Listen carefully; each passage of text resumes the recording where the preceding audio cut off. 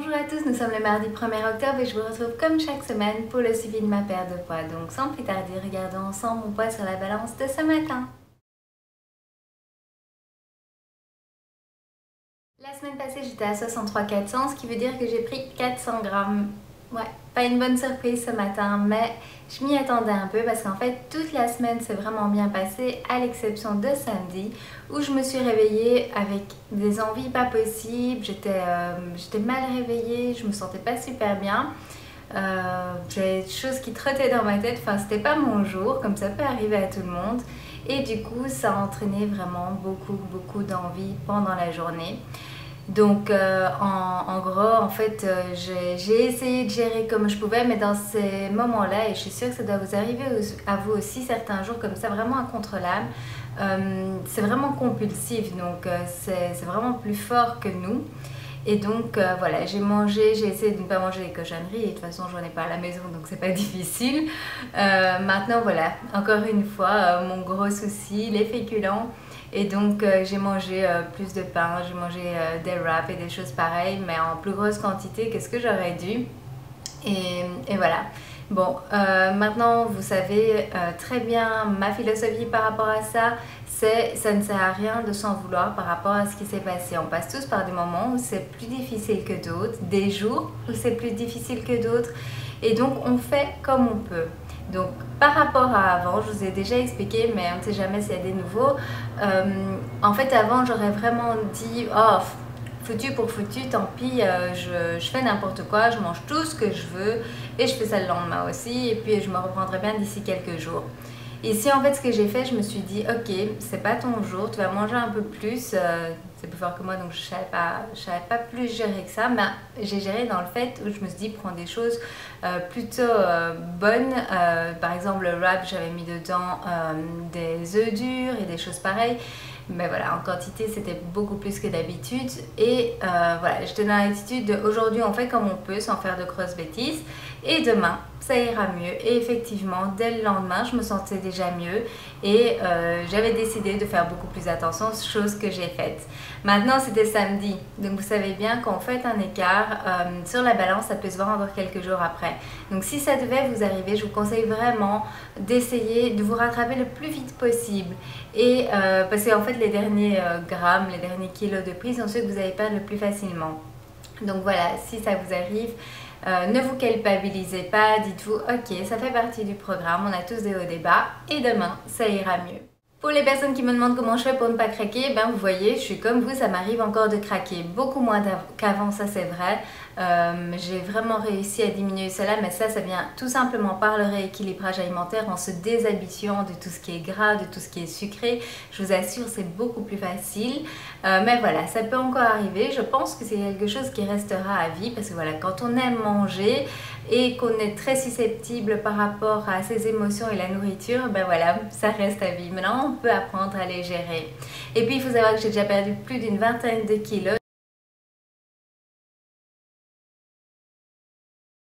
Donc j'arrive dans mes derniers kilos, ce sont des kilos qui sont installés depuis très longtemps, et donc les derniers kilos sont en général les plus difficiles à perdre. Ça c'est une raison, et puis aussi la raison du fait qu'on se sent déjà beaucoup mieux dans notre corps quand on a perdu 20 kilos, et donc voilà, on fait aussi peut-être moins attention qu'au début. Mais voilà, moi je vous l'avais dit, hein, je continue sur ma lancée sans stress, je ne veux pas me stresser, je le fais à mon aise, même si ça me prend encore plusieurs mois pour perdre mes derniers kilos. Il n'y a aucun souci, je sais bien que j'y arriverai, peu importe le temps que ça prendrait, ça ne me dérange pas. Entre temps, je mange des choses qui me plaisent, qui sont saines, donc tout va bien. Au niveau de mes mesures, cette semaine en fait j'ai tout de même perdu 2,5 cm, comme quoi le poids veut vraiment pas tout dire. Et pour les nouveaux en fait, il y a des tableaux de mesure que vous pouvez retrouver sur mon blog que j'ai créé, que vous pouvez utiliser pour vous. Donc un des tableaux c'est pour noter vos mesures, et l'autre c'est pour noter votre poids chaque semaine. Donc c'est important de pouvoir faire votre suivi de perte de poids pour voir exactement où vous en êtes. D'ailleurs, je tiens également à remercier tous ceux qui chaque semaine partagent avec moi leurs résultats sur la vidéo. C'est vraiment super, c'est chouette de pouvoir voir comment vous évoluez. Et si vous ne l'avez pas encore fait et que vous souhaitez le faire, surtout n'hésitez pas à le faire, ça me fait vraiment plaisir. Je Je voulais aussi vous dire toutes les infos que je vous donne, tous les liens vers les documents, vers les recettes, vers d'autres vidéos dont je pourrais vous parler dans mes vidéos se trouvent toujours sur YouTube en barre d'infos. Donc en dessous de la vidéo, vous avez un petit cadre, vous devez cliquer pour dérouler et là vous pouvez voir vraiment tous les liens vers ce dont je vais parler dans la vidéo. Donc par exemple, pour les tableaux de mesure, les tableaux de poids, eh bien, je vous mets le lien direct vers mon blog, mais également vers la vidéo qui explique comment prendre ces mesures. Donc surtout, allez voir sur chaque vidéo, je mets toujours les liens en barre d'infos. Il y a également mes playlists parce que je sais que nombreux d'entre vous ont envie de démarrer un rééquilibrage alimentaire mais ne savent pas par où commencer. Donc quand vous arrivez en fait sur la page d'accueil YouTube, vous allez voir que vous avez mes dernières vidéos, mais vous avez aussi des playlists. Donc les playlists en fait, ce sont des endroits où je regroupe les vidéos par sujet. Donc vous allez avoir la playlist par exemple tout sur les régimes et le rééquilibrage alimentaire, c'est celle que je conseille souvent d'aller voir en premier. C'est là que vous allez retrouver également les vidéos qui expliquent quelle est la différence entre un régime et un rééquilibrage alimentaire, que faut-il privilégier, etc. Vous avez une playlist également avec les aliments que je mange, les aliments à privilégier dans sa nutrition. Donc vraiment j'ai essayé de faire le plus clair possible pour vous aider vous aussi dans votre rééquilibrage alimentaire. Donc allez voir, c'est plein d'infos. Comment s'est passée ma semaine? Donc chaque semaine, je vous fais part de mes repas pour vous donner des idées pour vous à la maison, pouvoir faire des repas équilibrés, faciles, rapides et qui font plaisir à toute la famille. Donc je vous ai également partagé sur Instagram les photos par rapport à mon organisation des courses, donc je vais vous les partager ici aussi. Donc quand on va faire les courses, en fait on achète à l'avance pas mal de protéines, que ce soit sous forme d'œufs ou la plupart du temps pour nous du blanc de poulet.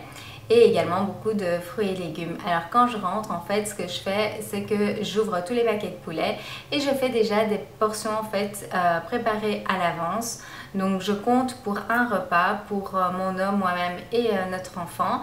Et donc je fais des sachets individuels. Donc c'est super facile parce qu'après je les congèle et donc chaque jour, eh bien, il suffit de sortir un sachet à l'avance et ça décongèle et j'ai juste la portion qu'il me faut. C'est super vite prêt du coup. Également pour gagner du temps, je nettoie tous mes légumes et mes fruits à l'avance. On m'a beaucoup demandé par rapport à la conservation, comment ça se passait, si en les lavant ça se conserve moins bien, etc. Personnellement, donc moi mes fruits et mes légumes sont principalement pour mes jus et donc pour les salades, mais je ne peux pas les laisser hors de mon frigo parce qu'aux Philippines il fait 30 degrés toute l'année et il y a aussi pas mal d'insectes, etc. Donc il faut faire attention au niveau de la conservation des aliments et donc pour moi tout doit aller au frigo.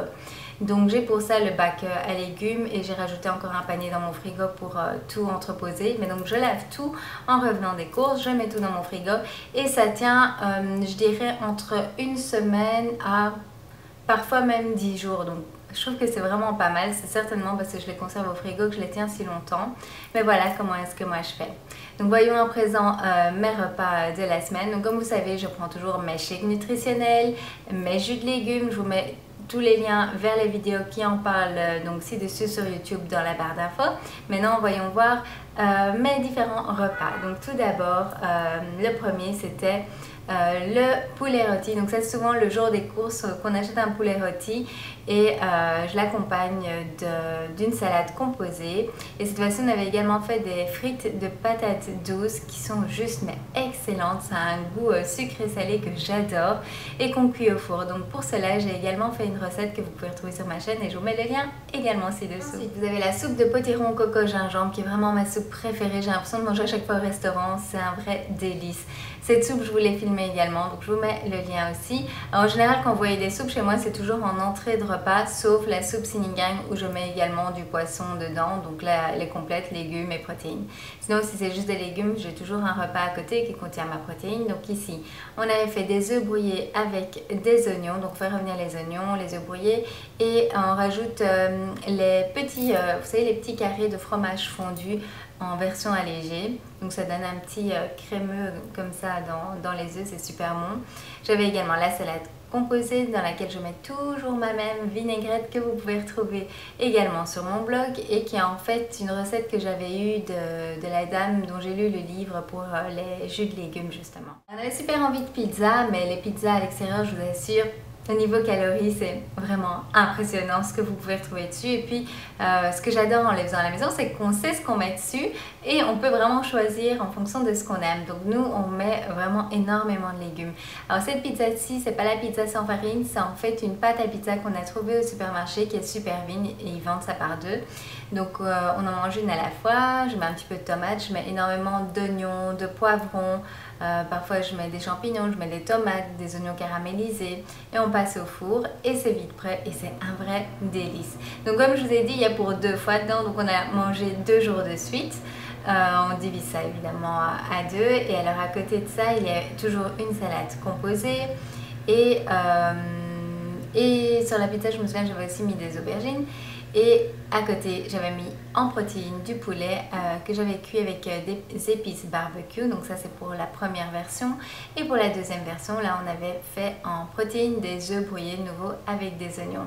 Comme ça, mon repas est complet. J'ai mes légumes, la pizza pour le plaisir, mais toujours plein de légumes, et la protéine de mon choix. Il y a à nouveau une salade composée dans laquelle j'ai mis laitue, concombre et carottes râpées, des tomates, maïs, olives noires. Je mets l'équivalent d'une demi-mangue en fait pour nous dans la salade, et le demi-mangue étant en dessert pour mon fils.